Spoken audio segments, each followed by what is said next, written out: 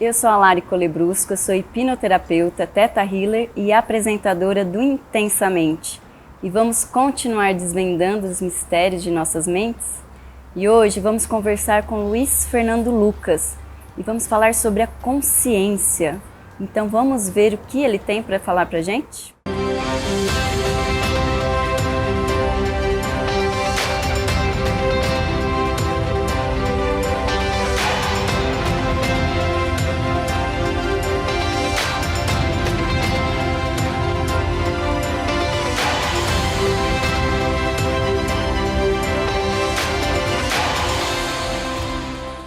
Estou aqui com Luiz Fernando Lucas e eu agradeço por participar do programa. Eu que agradeço de estar aqui, essa oportunidade. E eu vou deixar você se apresentar e conta um pouquinho pra gente da sua trajetória. Olha, eu tenho uma formação como advogado, fui empresário, empreendedor a vida toda. Trabalhei como consultor, como conselheiro de empresa, mas na verdade eu gosto de dizer que eu sou um ser em evolução, assim, na busca da minha evolução. Tenho 3 filhos, casado e sempre atuei nessa área na busca de conhecimento, de consciência, de certa forma, de me conhecer. Acho que isso acabou me levando para falar de assuntos que saem fora do dia a dia, do trabalho comum, né? Sim. Bom, e nós vamos falar sobre consciência. Então vamos lá, o que você entende por consciência? Essa é uma pergunta capciosa, assim, né? Porque ela é muito ampla, mas a consciência é o estado onde a gente tem a consciência, ou seja, o conhecimento, a ciência dos nossos atos, dos nossos pensamentos, das nossas omissões. É quando a gente está alerta, né? Da palavra do inglês do awareness, que ela é paralela ao consciousness, o estado de consciência. Então a consciência é esse estado acima da minha mente e naquela posição do observador da física quântica ou do eu superior, num lado mais espiritualista, mais holístico. Então é o observador de quem pensa, ciente do que está fazendo, pensando, falando, se omitindo. E aí, assim, a consciência é estar alerta e no presente. Eu brinco que o autoconhecimento é o conhecimento de si próprio, auto, e o conhecimento que vem do alto, né? Ou seja, onde você se olha, né? Ou do conhecimento mais divino. E começa com se conhecer. E nada melhor para se conhecer inicialmente, os primeiros degraus dessa escada é conhecer o próprio corpo. Conhecer o que faz bem e o que faz mal. E aí, mais do que refrigerante, o açúcar, né? O açúcar é dito como um dos 4 venenos brancos. Aí a gente tem um karma, né? Por 400 anos de escravidão. Aí agora a humanidade inteira está viciada no açúcar. Se a gente parar para pensar nisso. Então, muitas pessoas têm o conhecimento de que aquilo faz mal, mas continuam com o hábito. Aí tem 2 questões. Separa o conhecimento, que é o que está na mente, da consciência, o que é aquilo que é legal, eu sei que faz mal, mas eu finjo que não sei que faz mal para mim. Então é conhecimento e não consciência. E tem uma questão também aí escondida que é vício, né? Vício e hábito. Então, trabalhar a mudança de hábito e sair de vício é uma decisão consciente e que vai depender de atitude consciente também. Mas sim, começar a cuidar do próprio corpo é um primeiro passo de consciência, né? De propriocepção, de perceber a si próprio. E depois vai chegar nos mais altos graus de cuidar dos próprios pensamentos. Todo o autoconhecimento, né? Se a gente pegar lá do oráculo de Delfos, né, conhece-te a ti mesmo. Né? E a frase completa, conhece-te a ti mesmo e todo mais lhe será revelado. Ou, dependendo da tradução, conhece-te a ti mesmo e os deuses lhe serão revelados. Né? Mas do ponto da filosofia, e os mais sábios homens aqui, né, como a frase famosa também, né? Só sei que nada sei. Quanto mais eu sei, eu vou descobrindo que eu sei muito pouco. Sim. Então, essa busca de autoconhecimento, a busca de conhecimento, que nada mais é do que filosofia, a palavra filosofia vem daí. A gente acha que filosofia é coisa de chato, de professor... Não, filosofia é o estudo de si próprio, o estudo daquilo que eu não sei. É daí que vem a palavra filosofia. Então, quanto mais a gente estuda, quanto mais a gente aprofunda no conhecimento de si próprio, mais a gente vai se colocando na posição de observador, sabe? De pensar, olhar quem pensa. Sim. E se colocar na posição de observador automaticamente você começa a observar os seus hábitos que não estão coerentes com a sua consciência, com os seus valores.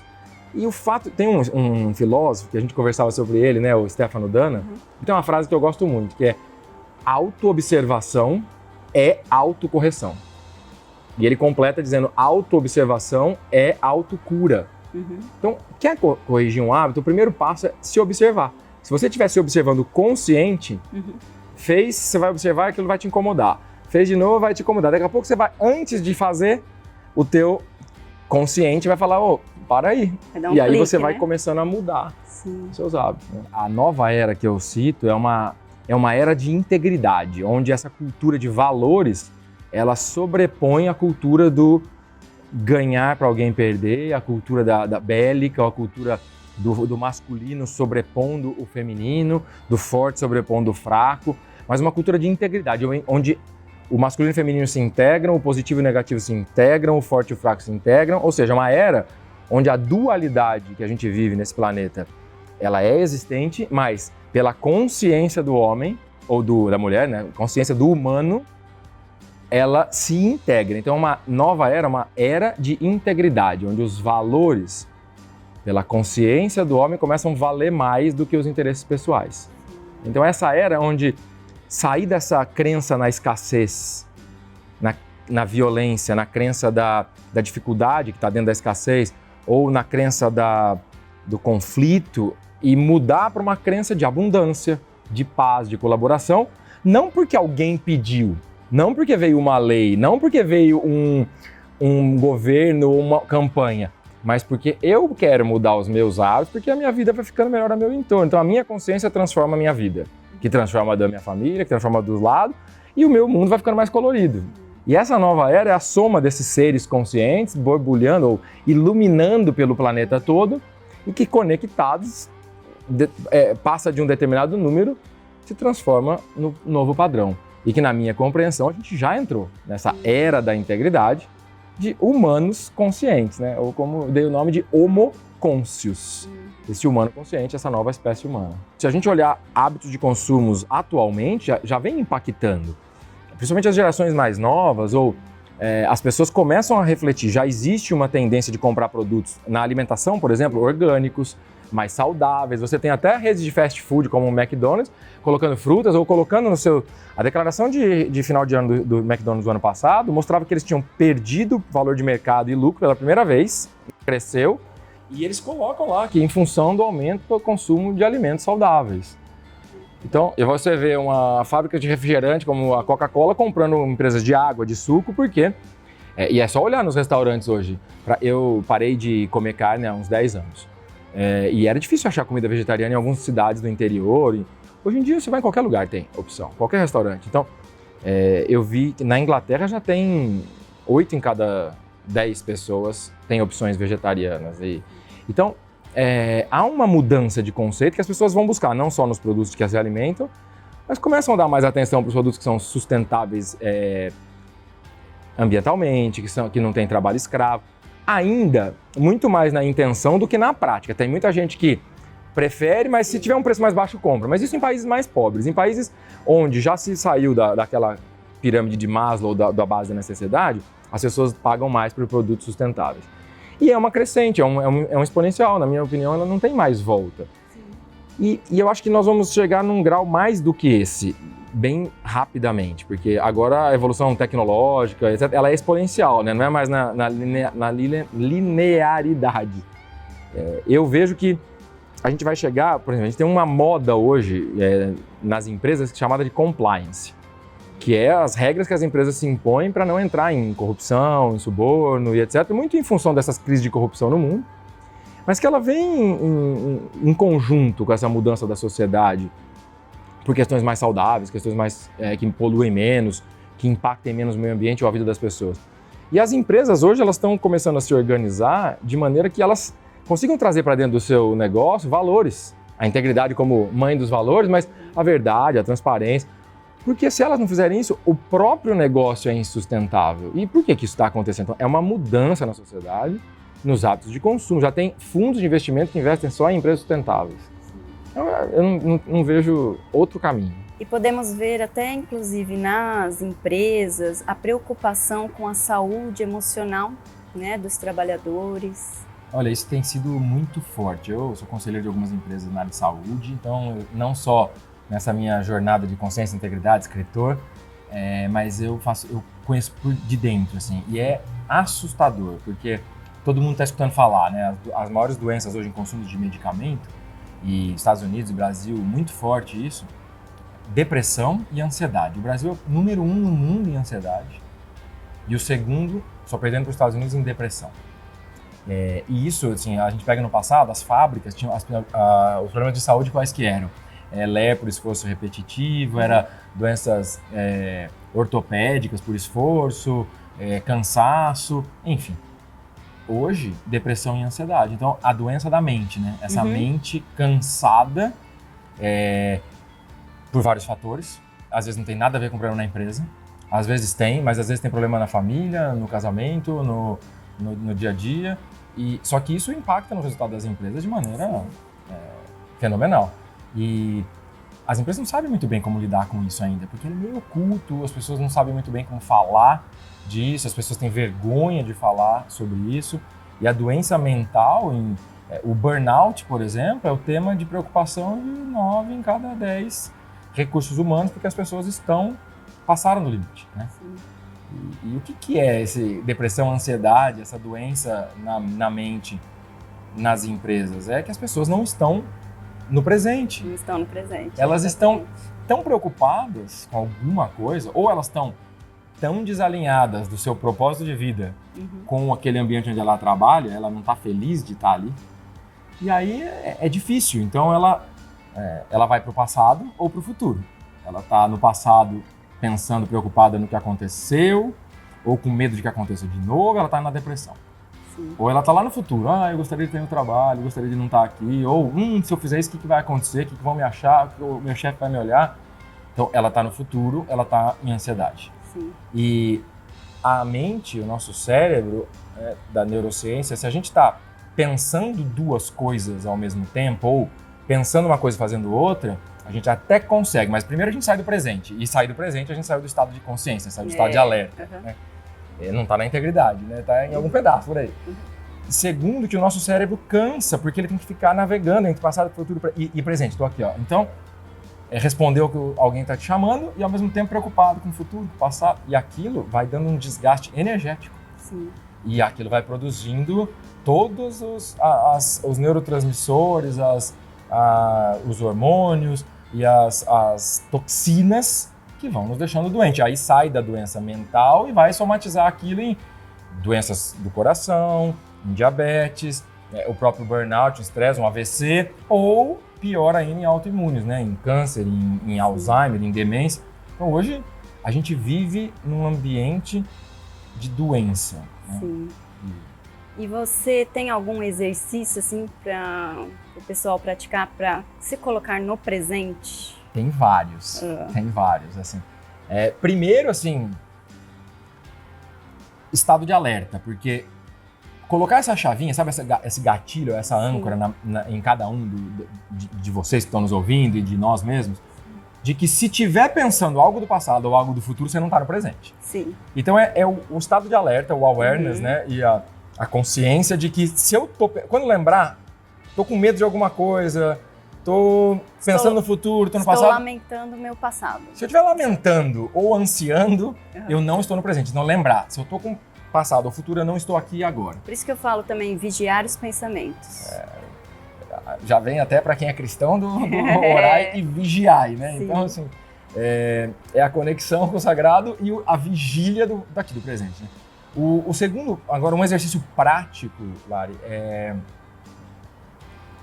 fazer, usar as palavras de maneira consciente também, porque as palavras elas constroem, a palavra é a materialização do pensamento. A gente ouve muito na internet, o pensamento cria, legal, e você materializa ele através das palavras. Sim. Então, ficar atento nas palavras, do que você está chamando para você, sabe? Reclamar, do verbo é repetir, né? Clamar é chamar. Então, quando eu reclamo, eu estou chamando de novo aquele problema. Então, eu estou pedindo para o universo, para a energia toda, me trazer de volta. Então, atenção à reclamação. Agora, um exercício legal para quem está fora do presente é voltar para a essência, sabe? A criança interior. Então, assim, tá com um problema, tá se sentindo mal, não consegue... Porque normalmente quem não tá no presente tá com algum problema, né? Consciente ou não. Um exercício legal é voltar a ser criança, sabe? Sobe no sofá e começa a pular. Não tem jeito de você estar no presente ou no passado, se você estiver em cima da cama pulando. E por que isso acontece? Porque a gente volta para nossa essência. Porque o adulto, segundo esse filósofo que foi meu mentor, é uma criança adulterada. Voltar para a essência. A criança, ela tá sempre sorrindo, ela tá brincando, chorando, e quando ela chorando, já tá sorrindo imediatamente, porque ela não tá preocupada. Aliás, ela nem sabe o que é ontem e o que é amanhã, ela tá vivendo no presente. Sim. Então, um exercício é tudo que puder fazer para voltar à essência da criança. E aí tem coisas que também são muito eficientes. Por exemplo, andar descalço. Eu tive o prazer de conhecer o Deepak Chopra pessoalmente agora esse ano.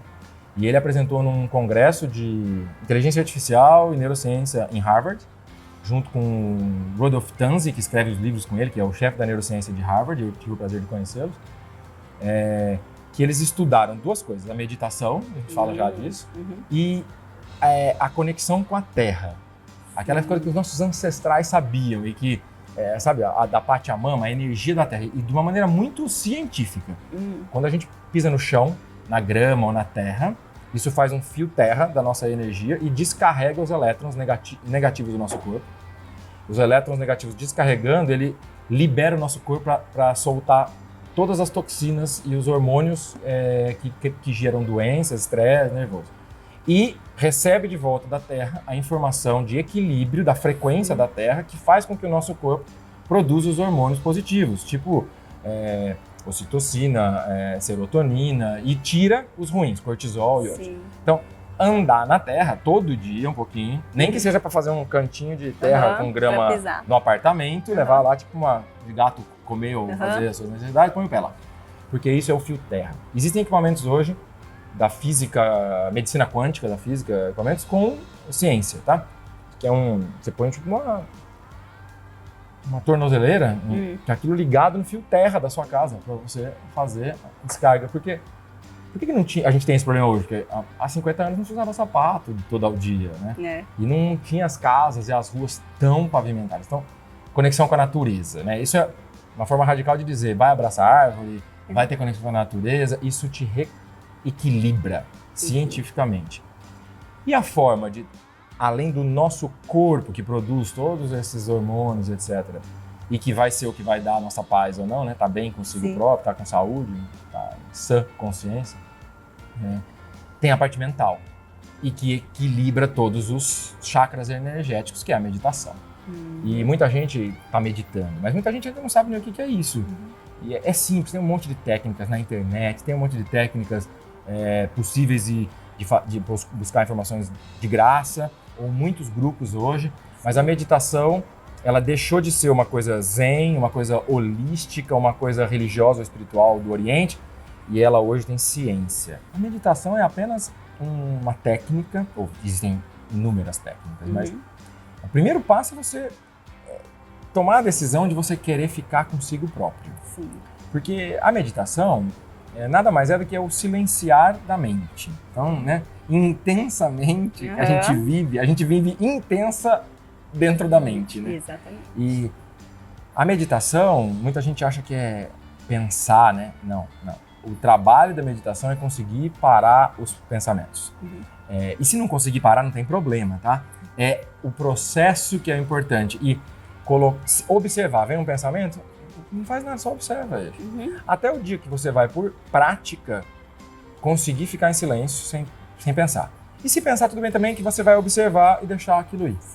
Mas é o que eu disse, a gente tem 1 milhão de técnicas na internet, grupos, mas o grande segredo é encontrar uma posição, não precisa estar em posição de lótus, é legal, mas uma cadeira sentado, com as pernas cruzadas, os braços na perna, e põe uma música se não conseguir. Tem muita música instrumental, música andina, ou música... Existem músicas nas playlists aí de Spotify, Apple, só para meditar, apenas para ter uma condução, assim, ou meditação guiada, né, até como as que você faz. A questão hoje não mais, é ciência, a meditação melhora os hormônios, evita doenças, aumenta a imunidade. Então, se não por busca de autoconhecimento, por busca de elevação, por busca de integridade, por busca de consciência, por inteligência, porque aquilo vai te fazer viver mais, ficar mais saudável, rejuvenescer, ficar mais bonito. Então, olha, se não é por nobreza, é por inteligência. E o meditar, alguns minutos por dia, ela faz isso. E já que o teu programa é intensamente, no mínimo vai auxiliar o processo de a mente atrapalhar menos. Porque esse monte de barulho na nossa mente, de ruído, sabe daquele artigo que você leu?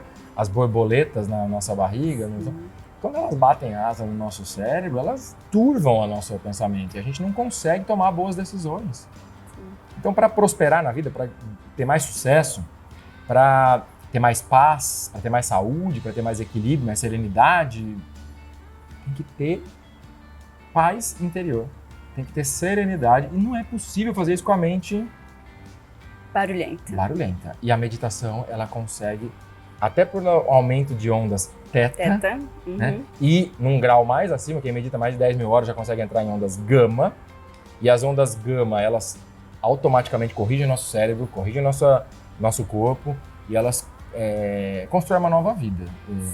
Então é isso, assim, a meditação é o mais alto grau para a evolução e o mais simples de começar aqui e agora. Bom, e você comentou sobre o artigo que fala das borboletas no estômago, né? E eu gostei muito, que fala sobre as percepções dos sentimentos, dos medos. Fala um pouquinho pra gente sobre isso. Esse artigo Borboletas no Estômago, né? Borboletas na Barriga, ele vem uma conversa que eu tive com um filantropo, um bilionário grego, e que tem um livro sobre ele chamado, até em português, chamado Um Sonho para o Mundo, escrito pelo Stefano Dano. Um exemplo de integridade, assim, de alguém que alcançou sucesso pela integridade. E eu tive a oportunidade de conversar com ele, e eu perguntei para ele justamente, até por ser um homem mais experiente, mais velho, super bem-sucedido, e bem-sucedido por um ser, além de um bilionário, ele é um ser bem-sucedido, íntegro. E eu perguntei para ele, Jorge, eu tô passando por umas questões na minha vida, como eu lido com medo? Como é que você consegue não ter medo? Aí ele me deu essa resposta, falou assim, na verdade, quem disse que eu não tenho medo? A única questão é que eu aprendi a domá-los, a controlá-los. É domar, não é dominar. É diferente, né? A doma do cavalo e o domínio imposto. E o que é esse borboleta na barriga, né? No nosso português, frio na barriga. Né? No inglês é butterflies in the stomach. Então, a borboleta, quando você sente o medo, é um alerta, é importante. Um ser humano não consegue viver sem medo. Ele precisa, até para aprender, né? Põe a mão na frigideira e não vou pôr de novo. Então, o medo, como parte do nosso ego, é fundamental para a nossa sobrevivência. O que não pode deixar ele no domínio, né? Nem ele, nem o ego. Então, veio o medo, ou seja, aquele friozinho na barriga, é um alerta para a sua consciência. Só que aí você tem que falar, muito obrigado, alerta, ou borboletas, não batam asas não, já sei que vocês estão aí, pode ir embora. Ou seja, você diz conscientemente que você entendeu a mensagem, não precisa mais dela. Quando você não entende a mensagem, ou deixa o medo te dominar, o que acontece? Essa borboleta começa a bater, ela sobe. Aí aperta o peito, porque é tanta borboleta aqui, aperta o peito, o coração dói. Se você não dominar ali, ela vai subir, vai na garganta, aí você fica com aquele nó na garganta. E aí não consegue falar coisa com coisa, ou fala bobagem, ou não fala o que precisa ser falado. Subiu um pouco mais, você não enxerga mais nada, porque as borboletas estão batendo asas nos seus olhos. E o pior dos estados é quando sobe para a mente e fica aquele monte de asa de borboleta batendo no seu cérebro. Acabou, você não consegue tomar decisões conscientes. Então, medo é necessário para a humanidade. Mas tem um filme chamado Fearless, A Ausência de Medo, que mostra exatamente isso, que é impossível viver sem medo. Sem medo. A questão é que o consciente, o humano consciente, essa consciência que a gente falou no início, você tem consciência inclusive do medo, então você usa como instrumento para a sua evolução, mas não deixa ele te dominar. Então, assim, como que a gente alcançaria a paz? Tem a ver com essa percepção dos pensamentos, dos sentimentos, das emoções? Eu acredito que tem, e desses ensinos e profundo estudo que eu fui mergulhar e que me levou a escrever esse livro sobre integridade e consciência, o medo e o ego são elementos fundamentais. E a gente, na minha opinião, essa busca pela paz é uma busca inerente à natureza humana. Ou é uma busca ou é um anseio, ou é um desejo, ou é um sonho. Sendo o sonho a coisa mais real que existe, né? Agora, qual é o nosso grande erro? A gente espera a paz dos outros. A gente espera que algum presidente no mundo decrete a paz. Uhum. A gente espera que algum governo no mundo imponha a paz pela força. Não é assim. A paz, ela é um fruto, um resultado da paz interior. Então, é possível? Mas na minha compreensão, para a gente alcançar o estado de paz, a gente vibrar em paz e atrair a paz e emanar a paz, ou seja, projetar no mundo essa paz e receber de volta esse mundo pacífico, ela parte do pressuposto de estar em paz inteiramente. Então, um trabalho de respiração consciente, um trabalho de alimentação consciente, um trabalho de sono consciente, para não fazer aqueles rituais de mortes diários e se entregar a Morfeus.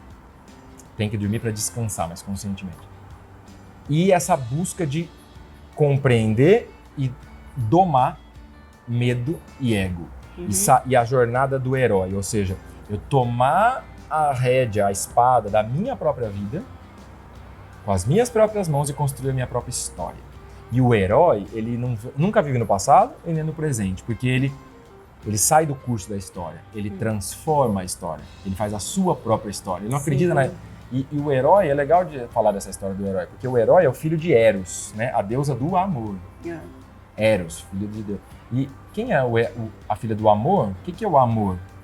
O amors, no latim. A palavra amor é a ausência de morte. Por isso que o herói, ele não é mortal como todos os mortais das 3 cartas da Grécia Antiga. Ele é semideus, ele é quase imortal, ou seja, ele sai da condição de mortal e vai para a condição de Deus, porque ele tem a essência da coragem, ou agir com o coração, e aí ele transforma a sua própria essência. E tudo isso para dizer o quê? Para sair do medo tem que agir com o coração. Outro dia me perguntaram como que eu distingo se algo vai me fazer bem, seja na alimentação, seja no que eu recebo de fora, numa informação, seja nas minhas decisões de vida. Pensa, vai ficar lá preso na mente. Traz para o coração. Aquilo vibrou, escolhe, pega e come. Aquilo vibrou, faz. Aquilo vibrou, fala.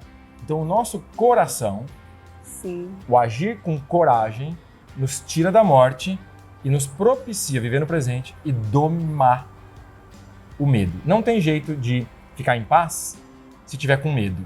E o medo nos leva para o presente, para o passado ou para o futuro. Ou seja, se a gente resumir, tem que viver no presente, conseguir viver 100% no presente, não tem medo, está em paz. Antes da paz, a serenidade. E aí alcança o estado de paz interior. Bom, eu amei esse bate-papo. Eu também, muito obrigado. Foi muito intenso e trouxe muito conhecimento. E fala para o pessoal onde que eles te encontram para ler esses artigos que eu li, que eu amei também. Que legal, obrigado pela oportunidade dessa troca, desse bate-papo com você, com os teus telespectadores. E no Instagram, meu nome, Luiz com Z, Luiz Fernando Lucas, então @Luiz Fernando Lucas, LinkedIn a mesma coisa, no YouTube tem um canal também, Luiz Fernando Lucas, e o meu site onde tem vídeos, artigos e informações de palestras e tal, que é fernandolucas.com.br ou luizfernandolucas.com.br, e em breve espero lançando o livro, que as pessoas possam aprofundar um pouco mais, mas estou bem feliz de estar aqui e aberto para trocar também com quem quiser. Manda uma mensagem, participa lá nas redes sociais. Maravilha, muito obrigada. Obrigado, à disposição.